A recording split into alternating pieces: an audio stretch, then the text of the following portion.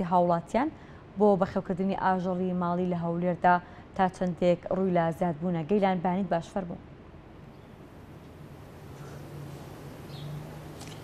بەڵێ چاوان بەیانتان باش.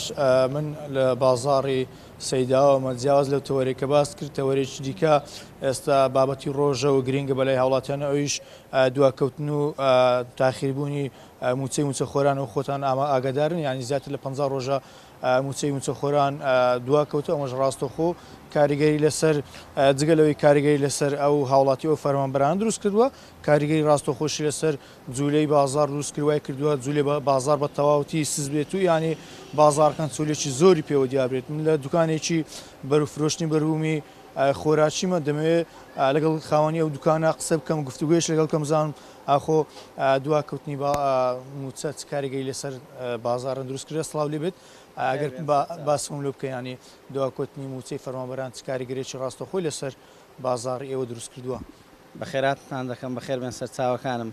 وەڵا ئیشی مواد غذایی وەکو هەموو ئیشەکانی دی ینی پەیوەندی بە ژیانی ڕۆژانەی خەڵکەوە هەیە، بە دڵنیاییەوە ینی تاخیربوون و درەنگ هاتنی مەعاش تەسیراتێکی تەواوی هەیە لەسەر بازاڕی، وەکو هەموو ئیشەکانی دی بە دڵنیایەوە ڕەنجی دایتەوە. هەز دەکەین 20 ڕۆژێک دەبی بازار جوولەکانی خاو بوویتەوە، هەز بەبێ بازاری دەکرێتن بەڕاستی بازارەکان تا ڕادەک چۆل بووینە. ساڵی ڕابردوش کە موچە دوا دەکەوت بەو شێو یاخود ئەم ساڵ زۆر کاریگەرێکی بەدیار کەوتووە. لەو چەند ساڵی ڕابردوودا مەسەلەن بە دڵنیاییەوە ئەو کاتانێک کە تەخیر مەعاشاتیە یان مەسەلەن ئەخباری سیاسی هەندێک ناخۆش بووە یان چەند مانگێک لەسەر یەک مەعاش تاخیر بووە، بە دڵنیاییەوە کاریگەری هەیە. و ئیشی مواد غذایی وەکو ئیشەکانی بە دەرنیە لەوەی ینی مەسەلەن دەخلی خەڵک مەحدودە، خەڵک پێشتر مانگانە مەعاشی وەک بیمانجێ جارێک دوو جار سەردانیەکان دەکات، هەرچەندی تاخیرتر بی ئەوەندە درەنگتر سەردانی بازاڕەکاندا دەکات. و بە دڵنیاییەوە تەسیری لەسەر ئیشی گەورەش کردی وەکو مەتاعم وەکو شەریکات، بە دڵنیاییەوە فرۆش لەسەرەوانە شکەم بوویتەوە، تەسیراتی هەبووە بەگشتی. ینی بازارتان بۆ چەند دابەزوو ئێستا بەتایبەت ئەو مانگەی؟ دەتوانم بڕێم مەسەلەن ئەو دەڕۆژی بەو دوایی فەرقی هەبوو لەگە دەڕۆژی پێشتردا، بە دەڕۆژی ئەو دوایی بە دڵنیاییەوە 150 فەرقی کردی لەگەر پێشتر، ینی زیاد لە 10 فەرقی کردیە لە چاو دەڕۆژێک پێش ئێستا، چونکە ئەو دەڕۆژە پەیوەندی بە ئەوەیەوە هەیە مەسەلەن ینی مانجی خەڵک دووبارە بوویتەوە. بۆ نمونە پێشتر لە 30 ڕۆژدا کابرازارێکدا سەردانی دەکردین کەلوپەلەکانی بە تەواوی دەبرد، ئێستاکە لە ماوەی 45 ڕۆژەوە بووە 55 ڕۆژ نزیک هەندێک 50 ڕۆژە مەسەڵاتم ناتی، ئەوەش تەسیری هەیە بە دڵنیاییەوە، ینی سەردانیکەران کەمتر بوونەوە. نرخەکان چۆن ئێستاواتان نەکردووە بەهۆی ئەوەی کە بازارتان نرخەکانیش دابەزێن بۆەوەی کە هەم هاوکاری باڵێن موچەخۆران کەن هەمیش شەوەیەک بێتن کە بازارتان زیاتر بجوورێت؟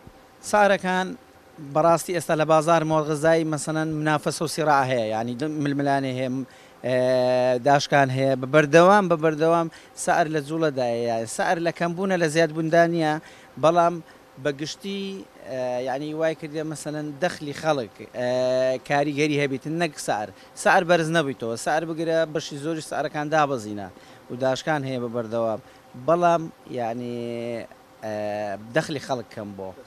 بەخێر بێن سەر چاوان، بەخێر بێن زانیاریەکان. بەڵێ ئەمەی گوێبیستون وتەی دوکاندارێک بوو وەک ئەوەی کە باسی کرد سەرباری ئەوەی کە نرخی کەلوپەلی خۆراکیەکان بەراورد بە ساڵی ڕابردوو دابەزیوە نزمیان کردو، بەڵام لەگەڵ ئەوەشدا بەهۆی داواکەوتنی موچە و تاخیربوونی لە کاتی خۆی لە وادەی دابشکردنی خۆی ئەمە ئەین کاریگەری ڕاستە خۆی بۆ بازاری ئەوان دروستکرۆ بە شێوەیەک 150 بازاری جوولەی بازار لە ئێستادا لە شاری هەولێر سست بووە.